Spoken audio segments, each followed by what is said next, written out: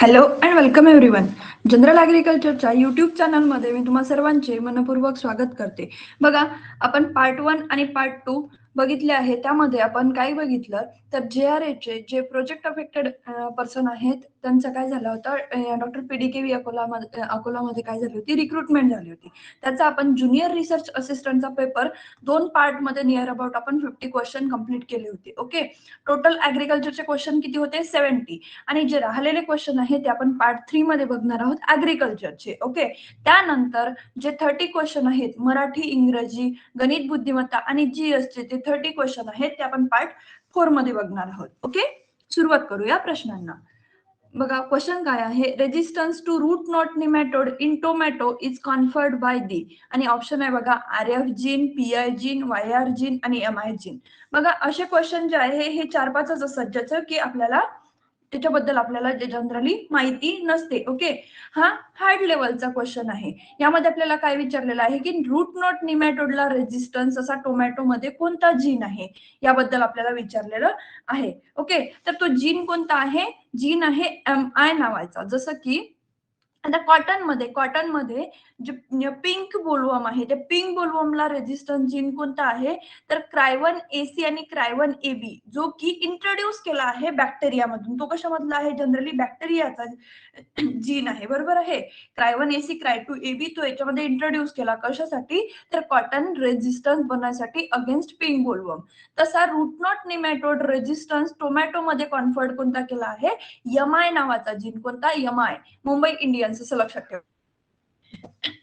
Next question बघा, which of the following is the main method of propagation in डूब grass. आता डूब grass म्हणजे काय तर हराळी, ज्याला आपण सायनोडॉन डॅक्टिलॉन म्हणतो, तिचं प्रपोगेशन मेथड आपल्याला ज्याला आहे. आणि ऑप्शन दिले बघा, बाय ट्यूबर, कॉम, बल्ब आणि स्टोलन. तर आपल्याला सर्वांना माहितीये की जे डूब ग्रास असेल, ज्याला आपण हराळी म्हणतो, ज्याला आपण सायंटिफिकली सायनोडॉन डॅक्टिलॉन म्हणतो, तर ही ग्रो कशी होते? By using their stolon. Okay, अशी क्रीपर सारखी बघा. ओके, ही आपली जी सॉईल आहे यावरती अशी ते त्याच्या स्टोलननी काय होतं ते प्रपोगेट होत जाते. आणि मेथड जर विचारली आपल्याला प्रपोगेशन मेथड, तर ते टर्फिंग यूज करतात. कशासाठी काय यूज करतात? त्याची टर्फिंग मेथड जी आहे ती जनरली यूज करतात. यावरती क्वेश्चन, जो हाय लेवलचा क्वेश्चन जर आला तर आपल्याला विचारू शकतात, तर मेथड कोणती आहे? Turfing method.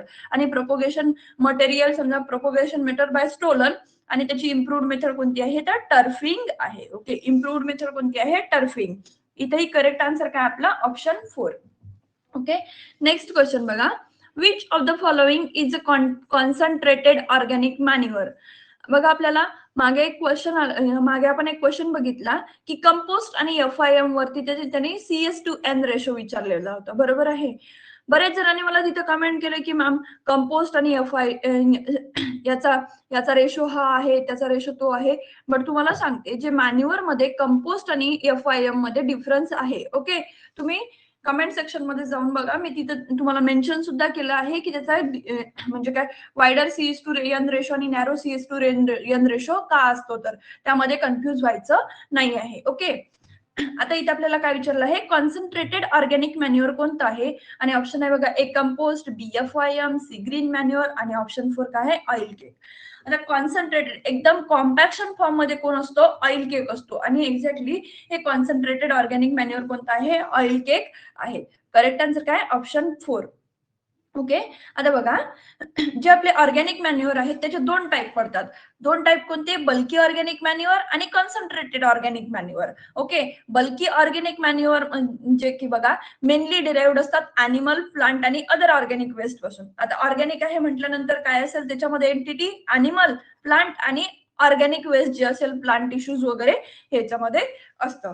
तर बल्की ऑर्गॅनिकचे 2 टाईप पडतात, जे की वेल डिकम्पोज प्लांट आणि animal, plant and organic residue पासून बनलेलं असतं. आणि दुसरं म्हणजे ग्रीन प्लांट टिश्यू, ते काय असतात? अंडर कंपोज्ड मध्ये असतात. अंडर कंपोज म्हणजे बघा, आपल्याला काय म्हणते त्याला, आपण काय म्हणतो त्याला, ग्रीन मॅन्युअर जे आहे, ध्यानच्या, ग्लिसिरिडिया आणि जे अदर लेग्युमिनस क्रॉप जे आहे, याला आपण हिरवळीचे खतं म्हणतो. ओके, याला काय म्हणतो आपण? हिरवळीचे खतं म्हणतो. ओके, तर हे कशामध्ये येतात? ग्रीन प्लांट टिश्यू मध्ये. आणि वेल डिकम्पोज मध्ये कोण येतं? FIM, कंपोस्ट हे कशाच्या अंडर येतात? वेल डिकम्पोस्ट मध्ये येतात, जे की आपण कशाच्या क्लासिफिकेशन मध्ये बघता? ऑर्गॅनिक मध्ये बल्की मॅन्युअर. ओके. देन येतं concentrated organic manure. Second type कोणता येतो? कॉन्सन्ट्रेटेड ऑर्गॅनिक मॅन्युअर, ज्यामध्ये काय येतात? Various oil cake, blood meal, meat meal आणि एक्सेट्रा. आता ऑइल केक मध्ये आणखी दोन टाइप पडतात बघा, की नॉन इडिबल आणि इडिबल टू कॅटल. जे कॅटल फील्ड जे आपले पशु पक्षी आहेत त्यांना इडिबल असणारे mustard oil, groundnut oil cake हे काय येतात? इडिबल मध्ये. आणि नॉन इडिबल मध्ये कोण येतं? महुआ, नीम ऑइल केक हे कशामध्ये येतात? Non edible. म्हणजे मेन ग्रुप कोणता आहे? Concentrated organic manure. ओके. इथं आता कन्फ्युज व्हायचं नाही आहे आपल्याला. ओके. जसं आता कंपोस्ट, FIM, ग्रीन मॅन्युअर हे कशामध्ये येईल? बल्की मध्ये येईल. कशामध्ये येईल? बल्की. आणि कॉन्सन्ट्रेटेड ऑर्गॅनिक मॅन्युअर मध्ये oil cake, blood meal, meat meal. Okay. Mahua cake झाला, नीम केक. म्हणजे आपल्याला क्वेश्चन फक्त ऑइल केक वरती आला. There is a great possibility की जे आपली समजा ही PAP ची भरती होती, बरोबर आहे, पण आपली जी रेग्युलर होईल, रेग्युलर JRA मध्ये आपल्याला पॉसिबिलिटी आहे ते आपल्याला एक्झाम्पल विचारू शकतात. ओके. तर mahua, neem oil cake, mustard oil cake, groundnut oil cake हे काय? कॉन्सन्ट्रेटेड ऑर्गॅनिक मॅन्युअर, जे की कशामध्ये येतात? ऑइल केक्स मध्ये येतात. ओके. नेक्स्ट क्वेश्चन बघा. Which technique is use to amplify the specific DNA sequence? आणि ऑप्शन आहे बघा एलायझा, ऑप्शन सी आहे PCR, ऑप्शन 3 आहे इलेक्ट्रोफोरोसिस आणि ऑप्शन 4 काय आहे? हायब्रिडायझेशन.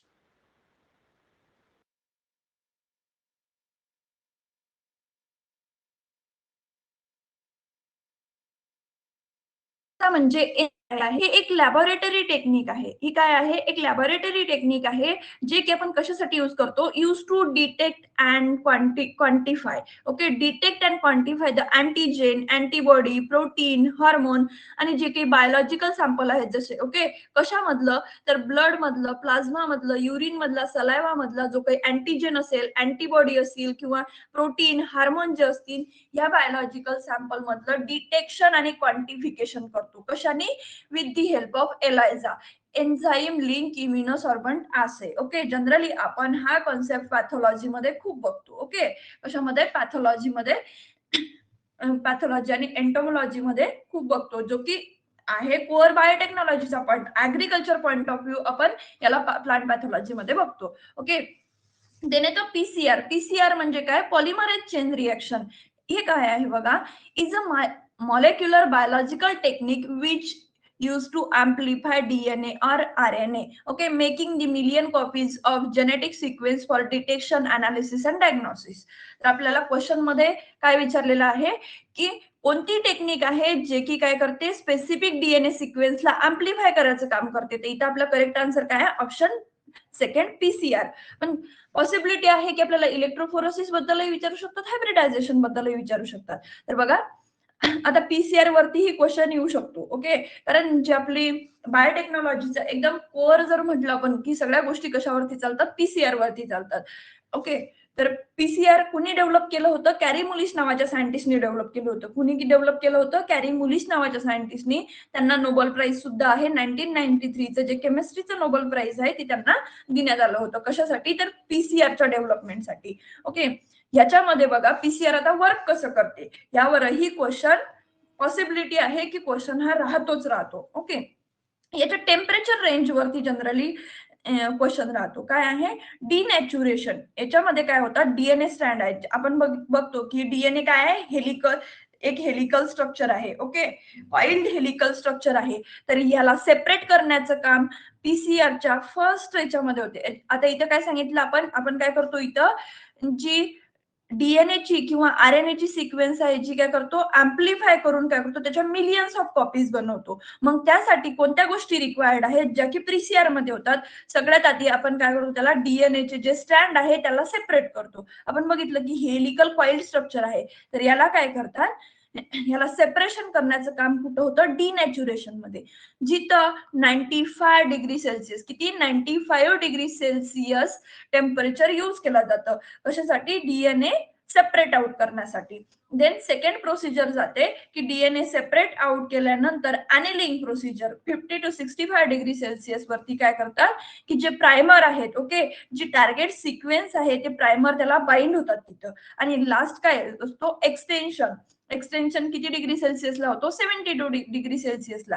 की डीएनए पॉलिमरेज जनरली जो टॅग पॉलिमरेज आहे तो यूज होतो कशासाठी? नवीन डीएनए स्ट्रँड बनवायसाठी. आता हा जो एक डीएनए आहे आपल्याकडे, याच्या आपल्याला मिलियन्स ऑफ कॉपी बनवायचे असतील आपण पीसीआर यूज करू. मग त्याच्यामध्ये आपण काय करू? आधी त्या डीएनए ला सेपरेट आउट करू. सेपरेट आउट केल्यानंतर योग्य प्रायमर लावून त्याचं काय करू? एक टार्गेट सिक्वेन्स आपण बनवून घेऊ आणि बनवून घेतल्यानंतर त्याच्या काय करू?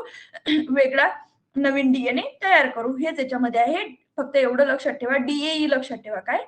Directorate, okay, agriculture education, DAE, denaturation, annealing आणि एक्सटेन्शन. ओके, काय? न्यू सिंथेसिस डीएनए स्टँड करायसाठी. ओके, आता थर्ड आपल्याला ऑप्शन काय होतं? इलेक्ट्रोफोरोसिस. आता इलेक्ट्रोफोरोसिस म्हणजे काय? इलेक्ट्रोफोरोसिस कशासाठी यूज करतो? हे काय एक फंडामेंटल लॅबोरेटरी टेक्निक आहे जी की यूज करतो separate the charge molecule. Okay, DNA, RNA, protein based on their size and charge Wien placed in electrical field. याला काय फक्त सेपरेट आउट करण्याचं काम करतो. जे चार्ज मॉलिक्यूल आहेत त्यांना सेपरेट आउट करण्याचं काम कोण करत असते? इलेक्ट्रोफोरोसिस. आता याचा प्रिन्सिपल काय? तर निगेटिव्हली चार्ज मॉलिक्यूल जे आहेत, जसं की डीएनए काय आहे? डीएनए वरती कोणता चार्ज असतो? निगेटिव्ह चार्ज असतो. तर त्याला काय करतो? तो migrate toward the positive electrode while protein may move differently dependent upon their net charge at given pH. इलेक्ट्रोफोरोसिसचं काम काय आहे की जे चार्ज मॉलिक्यूल आहे त्याच्या साईज नुसार आणि त्याच्यावर कोणता चार्ज आहे त्याच्यानुसार त्याला काय करतो? तो सेपरेट आउट करतो. ओके, त्याच्यासाठी कोणतं मीडियम यूज केलं जातं? अगॅरोस जेल मीडियम यूज केलं जातं. आणि न्यूक्लिक ऍसिडसाठी. आणि पॉलिॲक्रिलामाइड कशासाठी? तर प्रोटीनसाठी. प्रोटीन सेपरेट आउट करायचे आहे तर पॉलिॲक्रिलामाइड आणि न्यूक्लिक ऍसिड म्हणजे डीएनए जर आपल्याला सेपरेट आउट करायचं आहे तर आपण काय यूज करतो? अगॅरोस जेल जे आहे ते यूज करत असतो. फोर्थ ऑप्शन दिलं होतं आपल्याला हायब्रिडायझेशन. आता हायब्रिडायझेशन सगळ्यांना माहिती आहे तरी एकदा गो थ्रू करू. हायब्रिडायझेशन म्हणजे काय? In the biology and molecular science, it refers to the process of combining two complementary strands or entities of stable union. The meaning depend on the exact genetic molecular biology मध्ये आपण काय करतो? जे to gamete आहेत ते एकत्र येणं म्हणजे काय? सरळ सरळ त्याला काय म्हणू? हायब्रिडायझेशन असं म्हणू. ओके, समजलं आपला कॉन्सेप्ट काय आहे? आणि इथं करेक्ट आन्सर काय आपलं? Option second, PCR. ओके, वळूया नेक्स्ट क्वेश्चन कडे. नेक्स्ट क्वेश्चन बघा काय? Which organic farming practice enhance the microbial diversity in soil. आणि ऑप्शन आहे बघा, A over irrigation, option B monocropping with chemical fertilisers, option C आहे बर्निंग क्रॉप रेसिड्यूज आणि option 4 काय? Crop rotation, compost application and cover cropping. बघा किती सरळ आणि साधा क्वेश्चन आहे की ऑर्गॅनिक फार्मिंग मध्ये आपण ज्या मायक्रोबियल डायव्हर्सिटी एनहान्स करायसाठी काय करतो? तर आपण सांगत असतो की बाबा क्रॉप रोटेशन करा, कंपोस्ट अप्लिकेशन करा. कारण कंपोस्ट जर असेल, ओके, कंपोस्ट असेल, एफआयएम जर आपल्या शेतामध्ये असेल तर जे काही मायक्रोबियल ऍक्टिव्हिटी, मायक्रोबियल जे आहे ते जिवंत राहतील आणि त्यांची ऍक्टिव्हिटी काय होईल? एनहान्स होईल. ओके, कव्हर क्रॉपिंग जर यूज केले तर त्याला टेम्परेचरचा किंवा इव्हॅपोरेशनचा ज्या काही बाकी गोष्टीचा अटॅक आहे तो त्यावरती कमी होईल. वाईल मोनोक्रॉपिंग जर असली तर तिथं फ्लोरल फौनल काय होते? कमी होऊन जाते. आणि केमिकल फर्टिलायझर यूज केले म्हणजे मायक्रोब्स काय होऊन जातील? मरून जातील. ओके, आणि क्रॉप रेसिड्यू जर बंद करत असू, ओके, त्यांना जर जाळत असू तर त्याच्यासोबत जो काही मायक्रोबियल फौना आहे तो सुद्धा काय होईल? डेड होऊन जाईल, किल होऊन जाईल. आणि ओव्हर इरिगेशन ते मायक्रोब्स काय होतील? सगळे रन ऑफ, वॉश आउट होऊन जातील. म्हणून आपलं करेक्ट आन्सर काय येतं? Option 4. Okay, then next question आहे बघा.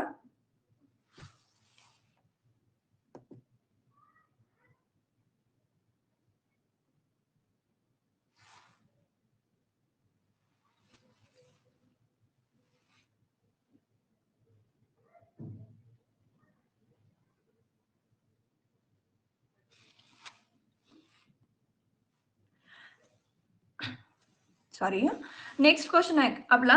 Which remote sensing index is commonly use to monitor phenology and vegetative health. हा जो क्वेश्चन आहे जनरली हा क्वेश्चन आपल्याला विचारलेला कशावरती आहे?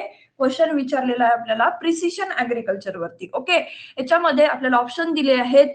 सावी म्हणजे काय? Soil adjusted vegetation index. Option second आहे NDVI, normalise difference vegetative index. Option third काय आहे? ईव्हीआय, एनहान्स्ड व्हेजिटेशन इंडेक्स आणि फोर्थ काय आहे LSWI म्हणजे काय लँड सरफेस वॉटर इंडेक्स. आणि आपल्याला विचारलेलं आहे की रिमोट सेन्सिंग इंडेक्स मध्ये क्रॉप फेनॉलॉजी आणि व्हेजिटेटिव्ह हेल्थ बद्दल मॉनिटरिंग कोण करत असते. तर बघा जे सॉइल ऍडजस्टेड व्हेजिटेशन इंडेक्स जो आहे हा काय करत असतो, हा जनरली डिझाईन कशासाठी केला आहे, यूज टू मेजर व्हेजिटेशन.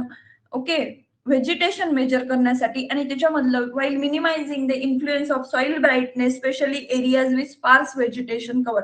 जे स्पार्स व्हेजिटेशन कव्हर आहे त्याला काय करायचं आहे, म्हणजे की हे सावी काय करणार, याला मिनिमाइज करणार, फक्त व्हेजिटेशन मेजर करणार. काय करणार, जे आपलं व्हेजिटेशन आहे ते मेजर करणार. Okay, then NDVI normalise difference vegetation index मध्ये काय होईल, जे की most widely use remote sensing indices आहे, ज्याच्यामध्ये काय होईल मॉनिटरिंग होईल व्हेजिटेशनच्या हेल्थची, डेन्सिटीची, ग्रोथची. Okay, by using satellite and aerial imaginary. Okay, याच्या आणि आपल्याला क्वेश्चन मध्येही तेच विचारलेलं आहे बघा, की रिमोट सेन्सिंग इंडेक्स मध्ये काय करते, क्रॉप फेनॉलॉजी बद्दल, व्हेजिटेटिव्ह हेल्थ बद्दल मॉनिटर करण्याचं काम कोणता इंडेक्स करत असतो, तो कोणता इंडेक्स करतो, NDVI normalise difference vegetative index करत असतो.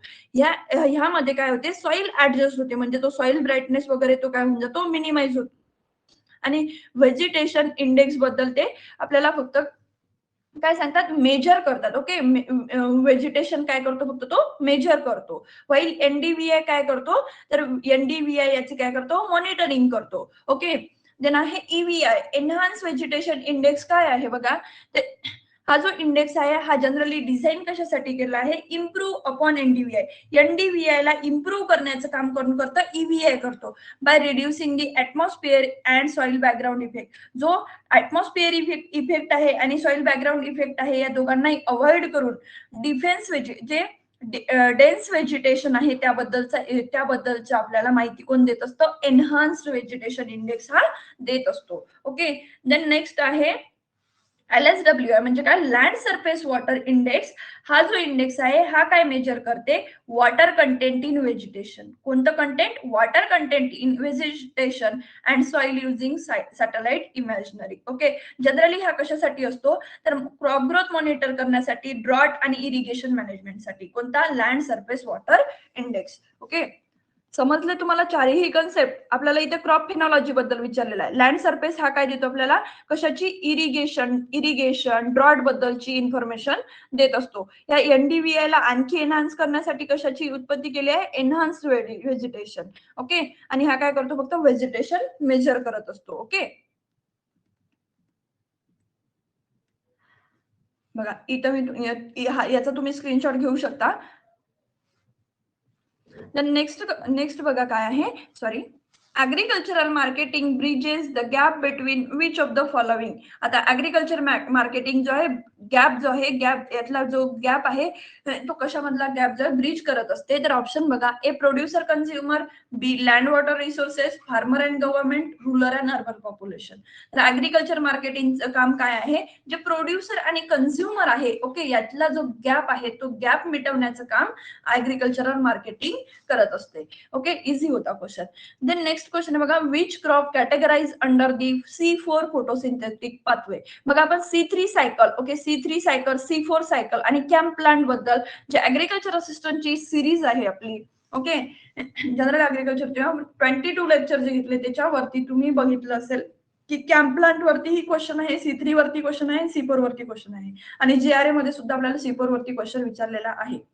सांगायचं तात्पर्य एवढंच की जो आपला बेसिक पार्ट आहे बघा, आता PCR वरती क्वेश्चन दिसला आपल्याला टोटीपोटेन्सी वरती क्वेश्चन दिसला, तर मी तुम्हाला असं सांगेल की मॅम त्यासाठी आम्ही कोणतं बुक रीड करावं किंवा काय रीड करावं, तर मला तरी एक बेस्ट ऑप्शन वाटते की जे 12th स्टँडर्डची स्टेट बोर्डची बुक आहे, ओके, त्या बुक मध्ये बघा जो 3rd नंबरचा चॅप्टर आहे त्यामध्ये पूर्ण आपल्याला बायोटेक्नॉलॉजी बद्दलचा कोर अप्रोच शिकवलेला आहे.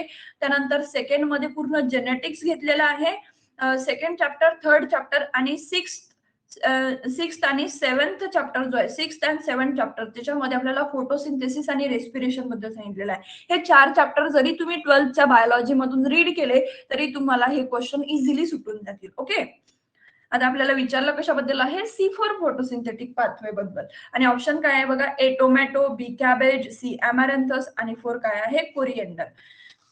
तर बघा आता C3 प्लांट काय असतात, C3 प्लांट काय असतात, C4 प्लांट काय असतात आणि कॅम्प प्लांट काय असतात. याच्यावरती क्वेश्चन हा आपल्याला याच्यावरती येऊन त्याचा फर्स्ट प्रोडक्ट कोणता, लास्ट प्रोडक्ट कोणता.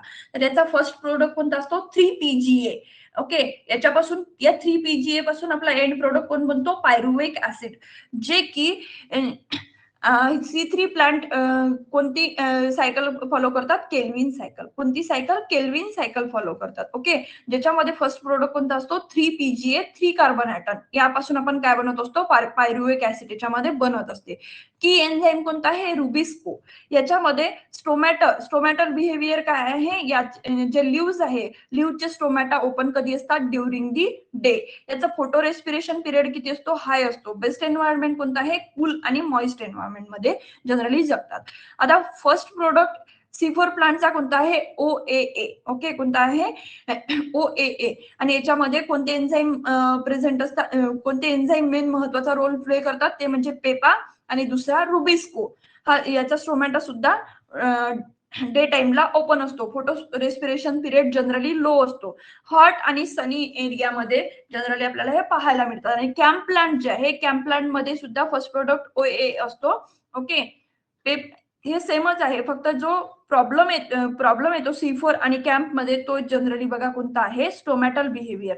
याचा स्टोमॅटा जो आहे जनरली क्लोज्ड असतो ड्युरिंग दी डे आणि ओपन असतो नाईटला. आणि फोटो रेस्पिरेशन खूपच कमी होते. आणि हे आपल्याला कुठं, कॅम्प प्लांट आपल्याला कुठं पाहायला मिळतात, अरिड आणि डेझर्ट मध्ये आपल्याला पाहायला मिळतात. जसे की बघा C3 क्रॉप कोणते, टोमॅटो, कॅबेज, कोरिएंडर, जे काय करतात, CO2 रुबी, आपण जसं बघितलं रुबिस्कोच्या 3PGA बनवतो. ओके, टेम्परेट रिजनला असतात. आणि C4 मेज, शुगरकेन, सॉर्गम, अमॅरॅन्थस बघा हॉट अँड सनी एरियामध्ये आपल्याला हे पाहायला मिळतात. ओके, हॉट अँड सनी एरियामध्ये आपल्याला C4 प्लांट पाहायला मिळतात. तर इथे आपलं करेक्ट आन्सर काय असेल, आपला आन्सर असेल अमॅरॅन्थस. ओके, इथं माझ्यासाठी चूक झाली, सॉरी. करेक्ट आन्सर काय, अमॅरॅन्थस. बघा C3 प्लांट आपण कोणते सांगितले, tomato, cabbage, coriander. Tomato, cabbage, coriander हे काय आहेत, सगळे C3 प्लांट आहेत. सॉरी, टोमॅटो, कॅबेज, कोरिएंडर हे सगळे काय आहेत आपले, sorry, tomato, sorry, tomato, cabbage, coriander हे तिन्ही काय आहे, C3 प्लांट आहेत. आणि अमॅरॅन्थस काय, C4 प्लांट. इथं करेक्ट आन्सर काय, ऑप्शन 3. ओके, नेक्स्ट क्वेश्चन बघा, which of the following is advantages of projected audio visual aids over non projected aid. आणि ऑप्शन आहे बघा, A no electricity required, B cheaper to produce, आणि option third काय, can reach large audience effectively, आणि portable and easy to handle. आपल्याला इथं विचारलेलं काय आहे की बाबा, जे प्रोजेक्टेड ऑडिओ व्हिज्युअल एड आहेत आणि नॉन प्रोजेक्टेड एड आहे, त्याच्यामधला डिफरन्स विचारलेला आहे. ओके, एक मिनिट.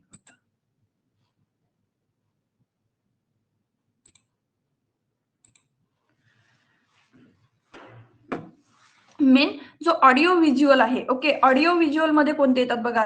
आता प्रोजेक्टेड एड आणि non projected aid. Projected aid कसे असतात, ऑडिओ व्हिज्युअल असतात, ज्याच्यामध्ये बघा OHP, LCD, प्रोजेक्टर, कॉम्प्युटर वगैरे याचे एक्झाम्पल फार महत्वाचे आहेत. ओके, कारण लास्ट इयरचे जे आपण कृषी सेवकची एक्झाम बघितली, त्यामध्ये यावरती क्वेश्चन आलेला आहे, म्हणून मी डिटेल असं एक्सप्लेनेशन इथं दिलेलं आहे. किंवा पॉवर पॉइंट स्लाइड असतील, फिल्म्स असतील, डिजिटल अॅनिमेशन असतील, ट्रान्सपरन्सीज असतील, इंटरॅक्शन वगैरे असतील. ओके, आणि नॉन प्रोजेक्टेड एड मध्ये काय येतात, chart, poster, model, map, flash card, photograph वगैरे याच्यामध्ये येतात. तर बघा, नॉन प्रोजेक्टेड एड साठी आता मला सांगा, कोणत्या चार्ट साठी इलेक्ट्रिसिटी रिक्वायर्ड असते का, तर मुळीच नाही.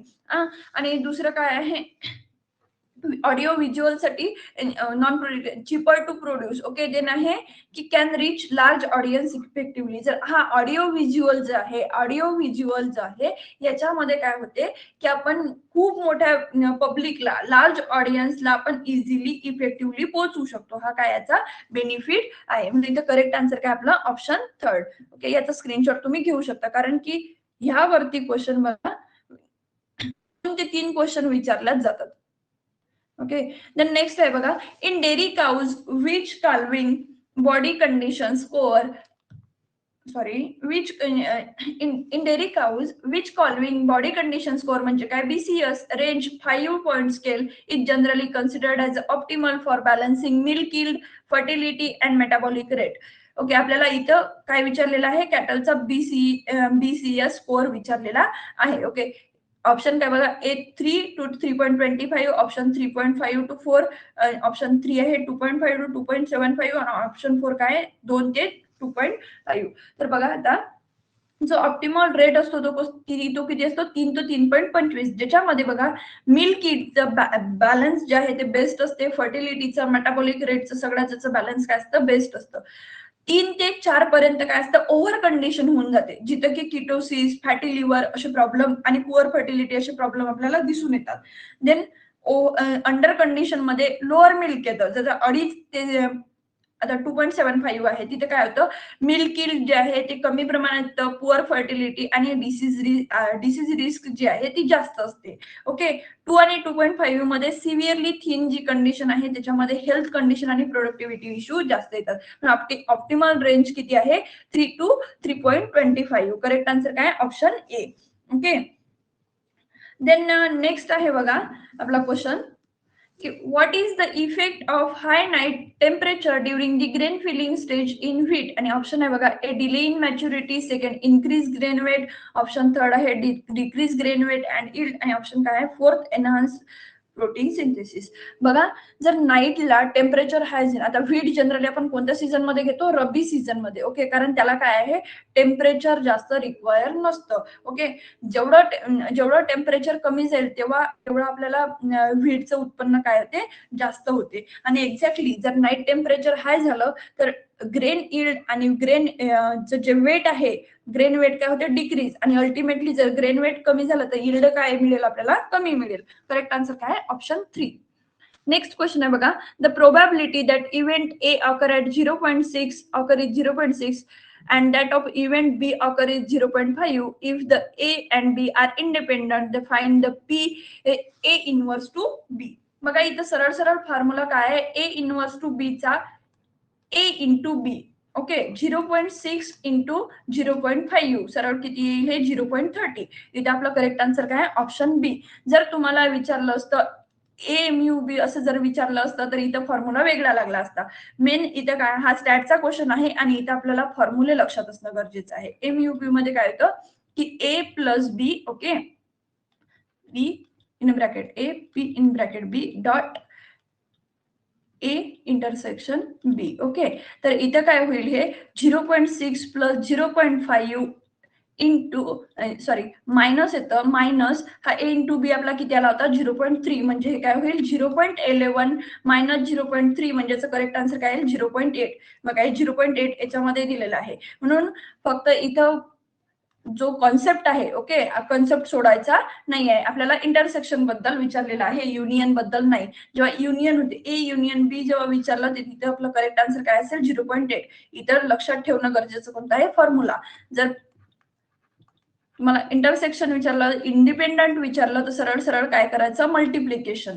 सरळ सरळ काय करायचं आहे, आपल्याला मल्टिप्लिकेशन करायचं आहे. Okay, P is to A into B. आणि जर समजा आपल्याला पी युनियन जर विचारली, युनियन मध्ये काय होते की P A plus P B minus आपला जो हा जो इंडिपेंडंट इंटरसेक्शन आहे याला काय करायचं असतं, मायनस करायचं असतं. ओके, एवढं लक्षात ठेवलं तरी खूप झालं. करेक्ट आन्सर काय, ऑप्शन बी 0.3.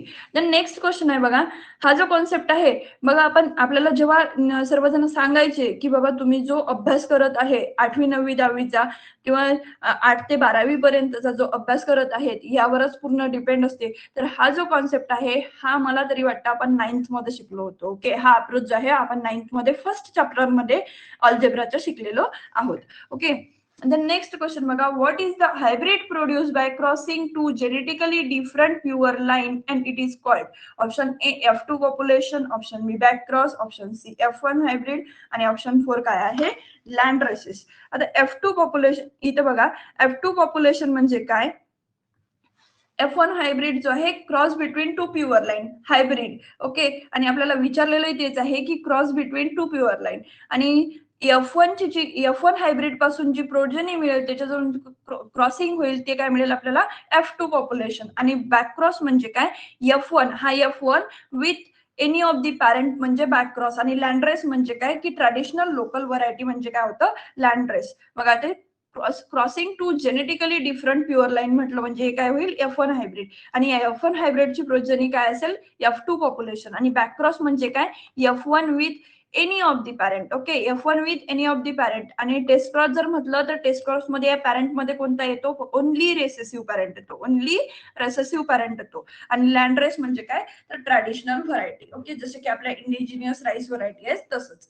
ओके, नेक्स्ट क्वेश्चन बघा, which of the following pair correctly matches protein class with their solubility property. आणि ऑप्शन आहे बघा, A globulin soluble in pure water, B glutelin soluble in absolute alcohol, option third आहे albumin जे की soluble in dilute salt solution, आणि prolamine soluble in alcohol and water mixture. Correctly match कोणती आहे आपल्याला विचारलं. तर बघा, अल्ब्युमिन जे आहे हे सोल्युबल आहे प्युअर वॉटरमध्ये. कशामध्ये सोल्युबल आहे प्युअर वॉटरमध्ये. ते डायल्यूट साल्ट सोल्युशन मध्येही सोल्युबल आहे, पण हे ग्लोब्युलिन काय करतं डायल्यूट साल्ट सोल्युशन मध्ये आधी सोल्युबल होऊन जातं. ओके, आणि अल्ब्युमिन कोणासोबत सोल्युबल होतं मग प्युअर वॉटर सोबत. आणि प्रोलायमाइन जो आहे हे ऍक्वियस अल्कोहोल जे आहे यासोबत काय होतं सोल्युबिलिटी दाखवतं. आणि ग्ल्युटेलिन डायल्यूट ऍसिड आणि अल्कली. तर बघा, आपल्याला प्रोलामाइन मध्ये सांगितलेलं आहे की अल्कोहोल अँड वॉटर मिक्सचर सोबत हे काय दाखवतो सोल्युबिलिटी दाखवतो. हे काय आपलं करेक्ट आन्सर आहे. याचा तुम्ही स्क्रीनशॉटही घेऊ शकता. ओके, The next question बघा, in sustainable agriculture legume intercropping help in which of the following. Option 1 आहे reducing biodiversity, option B improving nitrogen availability and reduce fertilizer use, option C increase pesticide requirement depleting soil nutrient. मला तरी नाही वाटत इथं कुणाला explanation द्यायची गरज असेल, कारण लेग्युम इंटरक्रॉपिंग जनरली कशासाठी फॉलोड आउट करत असतात, N2 फिक्सेशन काय करतं इम्प्रूव्ह करतं आणि रिड्यूस करतं fertiliser use. Okay, the next question बघा, the functional megaspore develop into which of the following. आणि ऑप्शन आहे बघा, A embryo sac, B endosperm, C 3 zygote, आणि फोर्थ काय आहे एम्ब्रिओ. तर बघा, एम्ब्रिओ सॅक जो आहे हा काय आहे फिमेल गॅमेटोफाइट आहे. हा काय फंक्शनल मेगास्पोर असतो. देन एंडोस्पर्म जो आहे हा काय असतो ट्रिप्लाइड न्यूट्रिटिव्ह टिश्यू असते जे की फर्टिलायझेशन पासून असते, स्पर्म आणि न्यूक्लिया पासून बनलेली असते. झायगोट आपल्याला सर्वांनाच माहिती आहे की हा काय एक डिप्लॉइड सेल आहे स्पर्म आणि एक सेल पासून बनलेला. एम्ब्रिओ यंग सॅप्रोफाइट आहे. ओके, झायगोट डेव्हलपमेंट पासून एम्ब्रिओ म्हणत असते. एम्ब्रिओ सॅक जी आहे हे काय फिमेल गॅमेटोफाइट आहे. ओके, फंक्शनल मेगास्पोर याला आपण म्हणतो. म्हणून इथे आपला करेक्ट आन्सर काय ऑप्शन 1. ओके,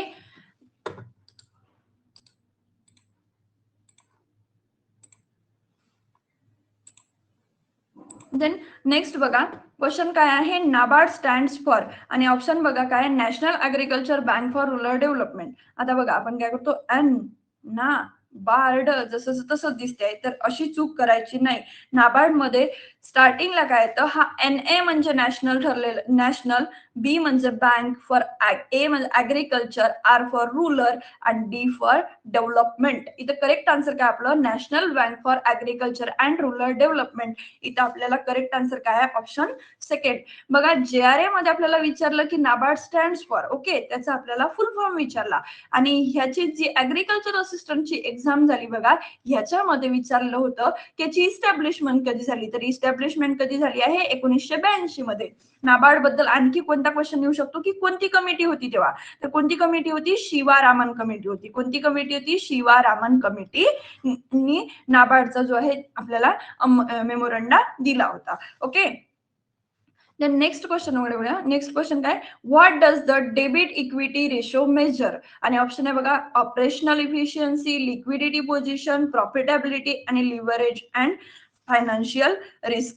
मग आता ऑपरेशनल इफिशियन्सी काय मेजर करते तर हे रेशो मेजर करते like assets turnover. Like assets आणि टर्नओव्हर जे आहे हे आपण ऑपरेशनल इफिशियन्सी मध्ये मेजर करत असतो. ओके, जे ना हे लिक्विडिटी पोझिशन काय दाखवते, मेजर करंट रेशो आणि क्विक रेशो दाखवते लिक्विडिटी पोझिशन मध्ये.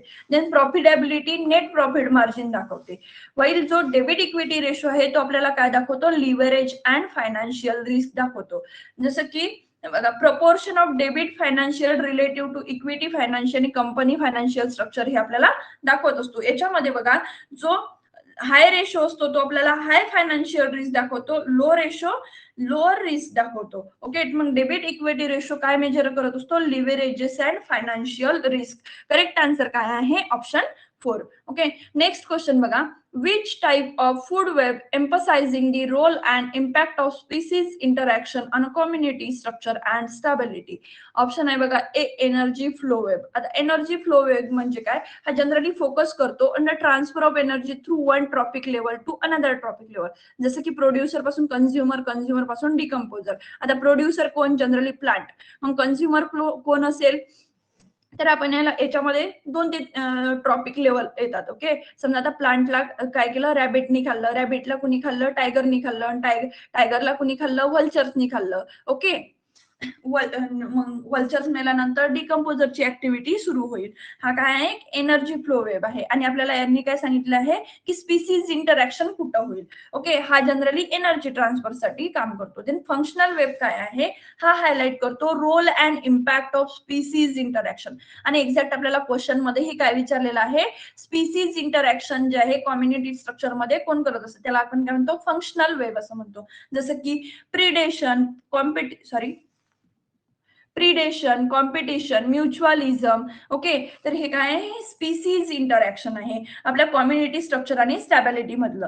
हा आणखी आपल्याला आयडेंटिफाय काय करून देतो की which species are most influential in maintaining ecosystem balance. Ecosystem balance ठेवण्याचं म्हणजे काय, आता प्रिडेशन, कॉम्पिटिशन, म्युच्युअलिझम हा कॉन्सेप्ट आपण आधीच बघितलेला आहे. मग तुम्ही आपल्या एंटमॉलॉजी मध्ये बघितलं असेल, प्रिडेटर, पॅरासाइट, पॅरासिटिझम, कॉम्पिटिशन. आता कॉम्पिटिशन हे कॉम्पिटिशन हे मध्ये असते, इंट्रा स्पीसीज असते. इंट्रा स्पीसीज म्हणजे काय की स्पीसीज मधल्या स्पीसीज मध्ये, फॉर एक्झाम्पल आपली IPL मॅच जी आहे MI वर्सेस RCB, हे काय कॉम्पिटिशन आहे की भारतामध्येच काय होईल, भारतामध्येच म्हणजे काय, इंट्रा स्पीसीज मध्ये जेव्हा कॉम्पिटिशन, त्याला काय म्हणतो, कॉम्पिटिशन. ओके, प्रिडेटर्स म्हणजे काय की जसं आपला लेडी बर्ड बिटल आहे तो ऍपिड वरती फीड करतो म्हणजे काय, प्रिडेशन.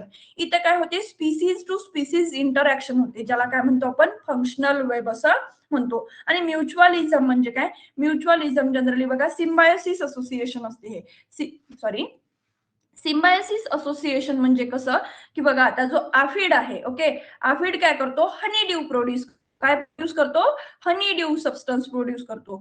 हा हनी ड्यू अँड काय करतात, ह्यावरती काय करतात, जगतात. ओके, हे त्यांना काय आहे, हे त्यांचा फूड आहे. आणि अँड करतो, आफिडला काय करतो, प्रोटेक्ट करतो त्याच्या प्रिडेशन पासून. म्हणजे लेडी बर्ड बिटल जर आला त्याच्यापासून वाचवण्याचं काम हे अँड करत असतात. तर याच्यामध्ये काय झालं, दोघांचंही काय झालं, म्युच्युअलिझम. ओके, आपण जे म्हणत असतो म्युच्युअल अंडरस्टँडिंग, तर तसंच म्युच्युअलिझम. पण इथं काय झालं, स्पीसीज टू स्पीसीजचं इंटरॅक्शन, याला काय म्हणतो आपण, फंक्शनल वेब. ओके, एक वेब जे फॉर्म झालं त्याला काय, ते कोणतं आहे, फंक्शनल वेब आहे. आणि तेच आपल्याला विचारलेलं होतं आपल्या क्वेश्चन मध्ये. आता ट्रॉपिक वेब म्हणजे काय, इथं करेक्ट आन्सर तर आपलं सेकंड येईलच. आता ट्रॉपिक वेब हे जनरली फीडिंग रिलेशनशिप जात की हु इट हुम इन इकोसिस्टम, की कोण कोणावरती फीड करतं. ओके, जे आपण ट्रॉपिक सिस्टीम पाहतो, producer, consumer, primary consumer, secondary consumer, tertiary consumer, त्याच्यानंतर मग डिकम्पोजर. ओके, त्याला फोर्थ हे म्हणू. त्यानंतर कंडेन्स्ड वेब म्हणजे काय,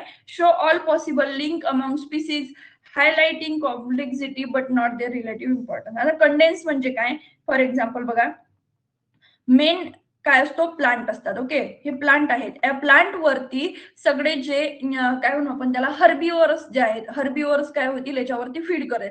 मग याच्यावरती रॅबिटही ओके, रॅबिट फीड करेल. ऍग्रिकल्चर पॉइंट ऑफ व्ह्यू पाहिलं तर पूर्ण सकिंग कॉम्प्लेक्स याच्यावरतीच फीड करेल, बरोबर आहे. ह्या सकिंग कॉम्प्लेक्सला फीड करणारा कोण आहे? लेडीबर्ड बिटल आहे. याला कोण आहे? याला टायगर सुद्धा खाईल. आता रॅबिटला खाणारे टायगर सुद्धा आहेत आणि कार्निवरस लायन सुद्धा खाईल. ओके, हे काय आहेत? एकामेकाशी काय आहेत? कनेक्ट आहेत. ओके, हा लायन खाईल. मग आता ज्याची पॉवर जास्त तो एकमेकाला खाईल. तर हे काय आहेत? सगळे इंटरकनेक्टेड आहेत. हे काय आहेत? इंटरकनेक्टेड आहेत, जे की याला आपण काय म्हणतो? कंडेन्स्ड वेव्ह असं म्हणतो. इथे करेक्ट आन्सर काय आपला? Option second, functional wave. The next question बघा, for which of the following was operational flood launch. आता ऑपरेशनल फ्लड आपल्याला सगळ्यांना माहिती आहे की हा कशाशी रिलेटेड आहे? तर मिल्कशी रिलेटेड आहे. ओके, वर्गीस कुरियनजींनी जी क्रांती घडवून आणली होती, व्हाईट रिव्होल्युशन, ते कशाशी रिलेटेड आहे? Operational flood. फिश प्रोडक्शन असेल का? बिलकुलच नाही. काय? Milk production and dairy development. Correct answer काय आपला? Option second. Then next question बघा, which herbicide is strictly recommended as a pre emergence spray in onion crop. आणि ऑप्शन आहे बघा ए 2,4-D सोडियम साल्ट. आता सोडियम साल्ट हा काय आहे? पोस्ट इमर्जन्स हर्बिसाइड आहे. जनरली आपण कशासाठी युज करतो? ब्रॉड लीफ वीडसाठी. हा ओनियनसाठी सुटेबल राहील का? बिलकुलच नाही. देन सेकंड ऑप्शन काय आहे? पॅराक्वाट डायक्लोराइड. पॅराक्वाट डायक्लोराइड काय आहे? कॉन्टॅक्ट हर्बिसाइड आहे. हा काय करतो? क्विक बर्न डाऊन एक्झिस्टिंग जे वीड आहे त्याला क्विक बर्न डाऊन करतो. आपल्याला विचारलेला कशाबद्दल आहे? Pre emergence. हा काय आहे? कॉन्टॅक्ट हर्बिसाइड आहे. Then glyphosate. ग्लायफोसेट तर याला कोण नाही ओळखत. ओके, सिस्टेमिक आणि काय? नॉन सिलेक्टिव्ह हर्बिसाइड आहे. जनरली आपण बिफोर प्लांटिंग, ओके, प्लांटिंग करायच्या अगोदर जे काही वीड इमर्ज झाला आहे त्याला किंवा जे पडीक जमीन आहे त्यामध्ये आपण काय करत होतो? ग्लायफोसेटचा यूज करत असतो. हे काय? सिस्टमॅटिक नॉन सिलेक्टिव्ह हर्बिसाइड आहे. बघा, पेंडामिथिलिन जे आहे हे प्री इमर्जन्स हर्बिसाइड आहे. वाईडली रिकमेंडेड आहे. कशासाठी? ओनियन कल्टिव्हेशनसाठी. हे काय कंट्रोल करतं? तर ते अॅन्युअल ग्रासेस आहे, ब्रॉडलीफ वीड आहे. ओके, सीड जर्मिनेशन आणि रूट त्याला काय करतं? इनहिबिट करतं. त्याचे सीड जर्मिनेटच होऊ देत नाही आणि रूट डेव्हलपमेंट होऊ देत नाही. Pre emergence. Okay, applied after sowing bird before weed emergence. Weed emergence व्हायच्या अगोदर म्हणजे काय? सीड जर्मिनेशन होऊ देणार नाही आणि रूट डेव्हलपमेंट सुद्धा होऊ देणार नाही. म्हणून याला काय म्हणतो आपण? Pre emergence. करेक्ट आन्सर काय इथं? ऑप्शन 4. The next question बघा, what is the general efficiency range of diesel internal combustion engine used in agriculture machinery. आणि ऑप्शन आहे बघा ए 25 ते 35, डी 10 ते 15, ऑप्शन सी आहे 30 to 45% आणि ऑप्शन चौथं काय आहे? 15 ते 25%. तर बघा, इफिशियन्सी रेंज आहे डिझेल इंजिनची. आपल्याला बघा, डिझेल आणि पेट्रोल बद्दल दोन्ही जर तुम्ही कंपॅरेटिव्ह अभ्यास केला तर तुम्हाला लक्षात राहील. इफिशियन्सी रेंज किती असते डिझेलची? 15 ते 35, वेल पेट्रोलची 20 ते 30. याच्यामध्ये मेन इम्पॉर्टंट असतो कॉम्प्रेशन रेशो. यावरतीही क्वेश्चन येऊ शकतो. मग इथं जर आपल्याला इफिशियन्सी विचारलं तर कॉम्प्रेशन रेशोची पॉसिबिलिटी आहे ना? तर पॉसिबिलिटी किती आहे? याचं किती आहे? 15 ते 21 आणि 22 ते 1 हा काय असतो याचा कॉम्प्रेशन रेशो असतो डिझेलचा. वेल पेट्रोलचा 8:1 to 12:1. ओके, ह्याच्यामध्ये फ्युएल कन्झम्पशन लोअर असते, म्हणजे मोर फ्युएल काय इथं इफिशियंट आहे. इथं फ्युएल कन्झम्पशन हायएस्ट असतं. ओके, पॉवर आउटपुट आपल्याला हाय पॉवर इथे मिळते आणि बॅटरी फॉर हेवी मशिनरी इथं हाय स्पीड मिळते. ओके, आपण जनरली ऍग्रिकल्चर मध्ये कसं यूज करतो? ट्रॅक्टर, हार्वेस्टर, पंप हे काय डिझेल वरती चालणारे हे रेअरली आपण ऍग्रिकल्चर मध्ये यूज करतो बघा. तर इथं आपलं करेक्ट आन्सर काय असेल? ऑप्शन 3. ओके, 25 ते 35 इथं करेक्ट आन्सर काय असेल आपलं? ऑप्शन 1. इथं हे 3 जे आहे हे चुकलेलं आहे. करेक्ट आन्सर काय? ऑप्शन 1. द नेक्स्ट क्वेश्चन आहे बघा, which of the following is a social goal of sustainable agriculture. Sustainable ऍग्रिकल्चरचा मेन गोल काय आहे? बायोडायव्हर्सिटी रिड्यूस करायची? बिलकुलच नाही. Promoting monoculture. सस्टेनेबल ऍग्रिकल्चर मध्ये आपण काय करतो की आपली जी इंटरक्रॉपिंग आहे, त्यानंतर सिक्वेन्शियल क्रॉपिंग आहे, मोनोकल्चर अवॉइड करतो. ओके, त्यानंतर काय? Ensuring farmer livelihood and food security. Food security म्हणजे काय? याच्यामध्ये फर्टिलायझरचा यूज कमी, जे रासायनिक फर्टिलायझर आहे त्याचा यूज कमी करायचा, पेस्टिसाइडचा यूज कमी करायचा आणि फार्मर्स लाईव्हलीहूड जे आहे ते काय? एन्श्युअर करायचं. म्हणजे करेक्ट आन्सर काय आहे? ऑप्शन 3. The next question बघा, which of the following is a limitation of bioherbicide. आणि ऑप्शन काय? Ineffective in humid condition, long residual toxicity. आता बायोहर्बिसाइड असल्यानंतर रेसिड्युअल टॉक्सिसिटी लॉंग राहील का? मुळातच नाही. लो सिलेक्टिव्हिटी आणि ऑप्शन काय आहे? याची लिमिटेशन काय? Dependence on specific environmental condition. Correct answer काय इथं? ऑप्शन 4. जे स्पेसिफिक एन्व्हायरमेंटल कंडिशन ही काय याची एक लिमिट आहे. कशाची? बायोहर्बिसाइडची. ओके, नेक्स्ट क्वेश्चन बघा, to induce the early flowering in pineapple which growth regulator is use, आणि ऑप्शन आहे बघा A gibberellic acid. Gibberellic acid आपण जनरली कशासाठी यूज करतो, स्टेम इलॉंगेशन आणि ग्रोथ साठी. NaA कशासाठी यूज करतो, हा काय एक सिंथेटिक ऑक्झिनचा फॉर्म आहे. जनरली आपण मेनली यूज कशासाठी करतो, फ्रूट थ्रिनिंग आणि रूटिंग साठी. ओके, IBA हा सुद्धा एक ऑक्झिन आहे. हा कशासाठी यूज करतो, रूट इनिशिएशन इन कटिंग. आणि जो इथिओफान आहे हा कशासाठी यूज करतो, आपण फ्लावरिंग साठी यूज करत असतो. ओके, म्हणून इथं करेक्ट आन्सर काय आहे, ऑप्शन 4. बघा, आता आपले इथं ऍग्रिकल्चरचे पूर्ण 70 क्वेश्चन जे आहे ते संपलेले आहे. ओके, नेक्स्ट लेक्चर मध्ये मी तुम्हाला फर्स्टही सांगितलं की आपलं काय राहील, मराठी, इंग्लिश, त्याच्यानंतर गणित बुद्धिमत्ता आणि जीएसच्या जे 30 क्वेश्चन राहिलेले आहे ते 30 क्वेश्चन आपण नेक्स्ट लेक्चर मध्ये बघू. त्या जर समजा तुम्ही आज व्हिडिओ फर्स्ट टाइम बघत असाल किंवा बघत तुम्ही सर्व व्हिडिओ सर्व आपले लेक्चर केले असतील पण सबस्क्राईब नसेल केले तर प्लीज सबस्क्राईब करा. आणि जर तुम्हाला खरंच आपलं लेक्चर आवडलं असेल लाईक करा आणि ही बेल आयकॉन टॅप करा, म्हणजे जे नेक्स्ट लेक्चर आहे त्याची तुम्हाला नोटिफिकेशन येऊन जाईल. जर काही सजेशन असेल नक्की कमेंट करा. ओके, आणि तुमच्या फ्रेंड्स मध्ये शेअर करा. थांबूया इथे, भेटूया नेक्स्ट लेक्चर मध्ये.